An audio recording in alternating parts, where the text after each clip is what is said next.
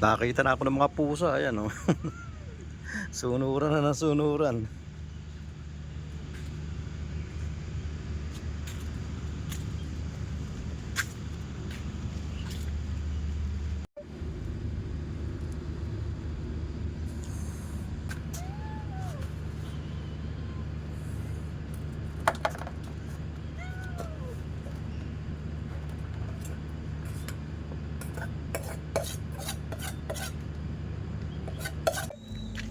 Magandang araw mga kabayan. Una nga pala sa lahat, maraming salamat po sa mga laging nanonood ng mga ina-upload ko.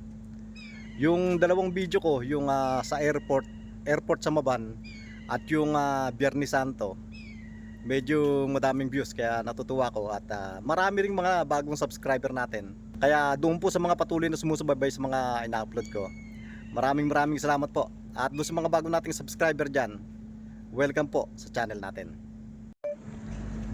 Kahapon nga pala, pumunta uli ako ng palengke dahil bago nga lang din ako dito eh.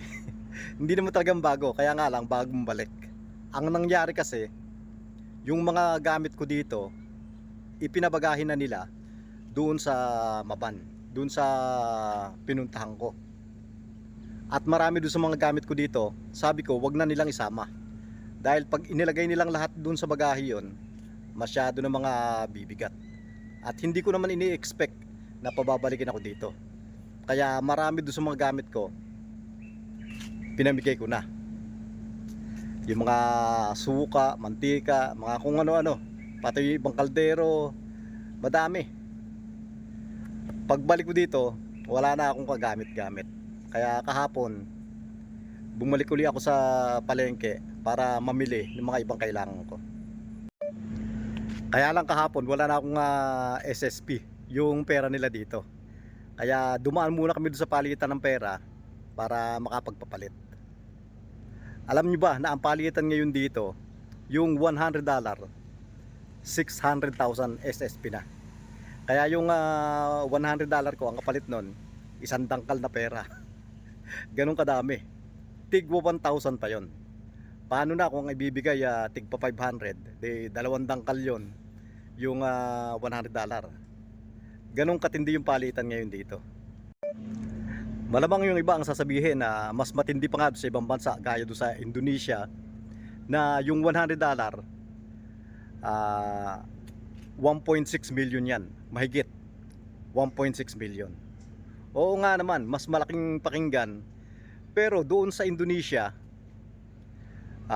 kagaya rin sa ibang bansa, na yung pera nila, yung pinakamalaking perang papel nila, 100,000.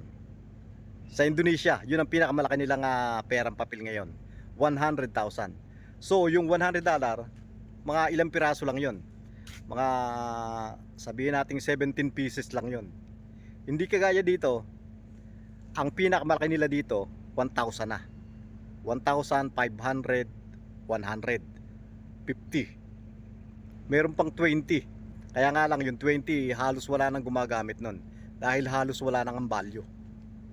Kaya yung 600,000 dito, napakarami, isang dangkal nga.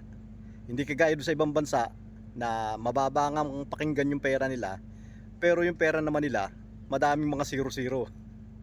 Kagaya doon sa Uganda, ang pinakamataas yata nila 50,000. Kaya yung $100 nila, ilang piraso lang din yun. Hindi kagaya dito. Dito talaga, grabe pag nagpapalit ka ng pera. Ilalagay nila sa plastic bag. At gaya pa rin ng dati, yung kaibigan kong may boda-boda pa rin, yun ang tinawagan ko para samahan ako dun sa palengke. Si Benjamin.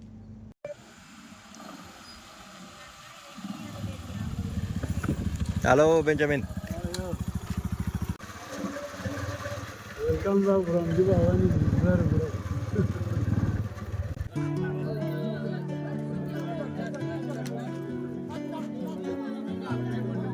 Kadalasan, si Benjamin yung pinagtatanong ko ng mga presyo.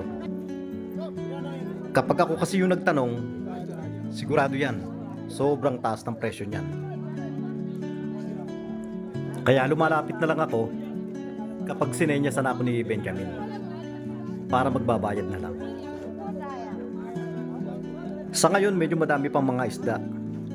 Pero dito, merong panahon na halos walang isda sa palengke.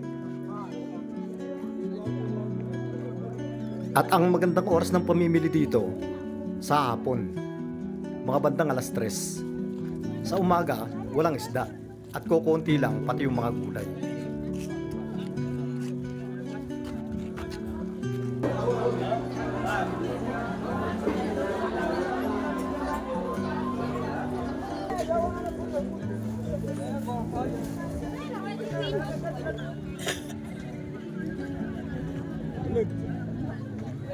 Yung presyo naman ng mga bilihin, hindi pa naman halos nagbago mula nung umalis ako hanggang ngayon. Kaya sa amin pabor.